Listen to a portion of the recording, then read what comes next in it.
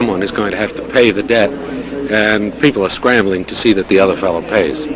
So we're beginning to divide up, and I think we begin to see industry, labor, and consumers beginning to take very sharp sides on these issues.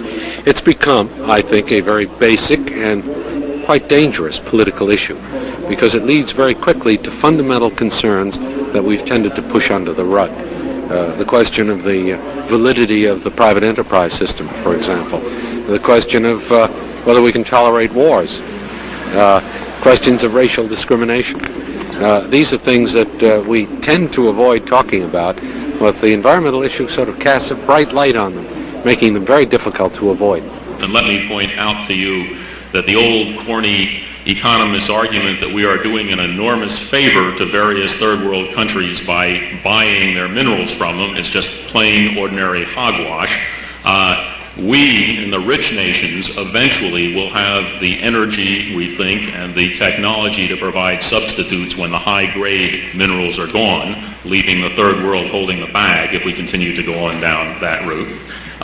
It's quite clear to me, I think it's quite clear to most ecologists who have looked at the situation, that you cannot separate the question of the rich and the poor from the question of preserving the world's environment.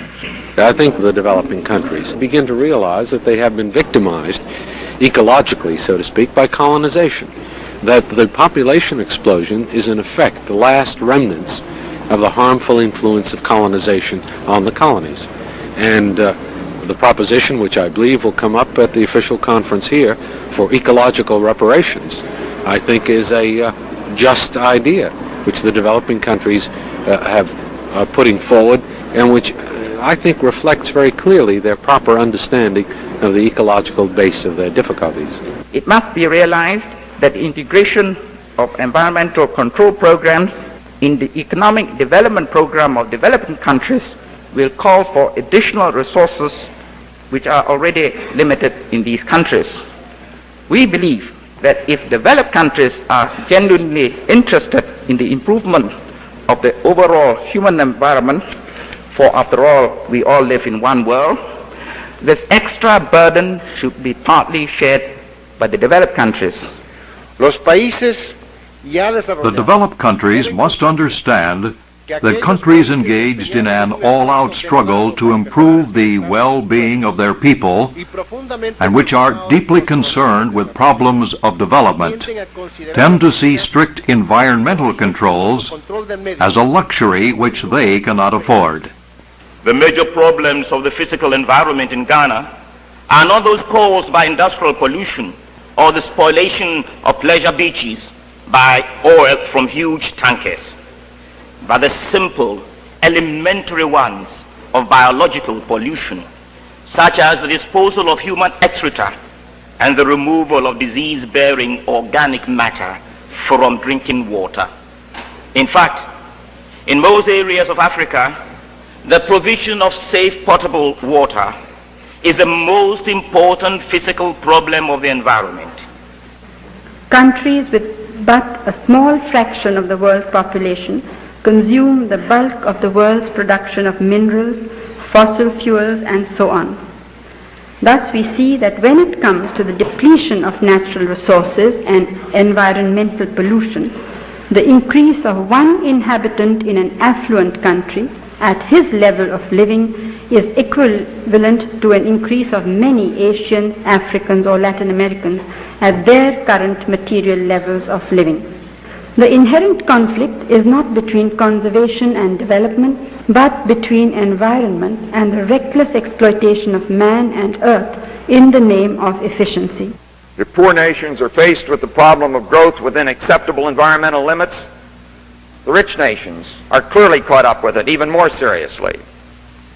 We're meeting in this worldwide conference largely because the evidence is now overwhelming that roughly a century of very rapid economic advance throughout the world has contributed to a monstrous assault on the quality of life in the developed countries.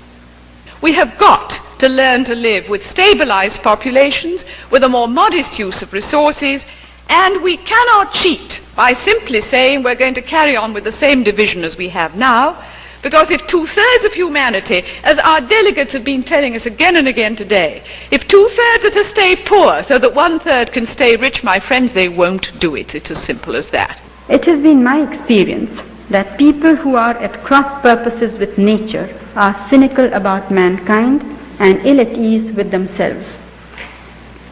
Modern man must re-establish an unbroken link with nature and with life. He must again learn to invoke the energy of growing things and to recognize, as did the ancients in India centuries ago, that one can take from the earth and the atmosphere only so much as one puts back into them.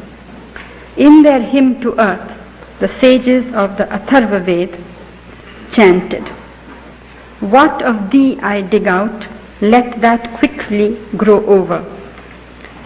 Let me not hit thy vitals or thy heart." So can man himself be vital and of good heart and conscious of his responsibility. I thank you, Mr. President.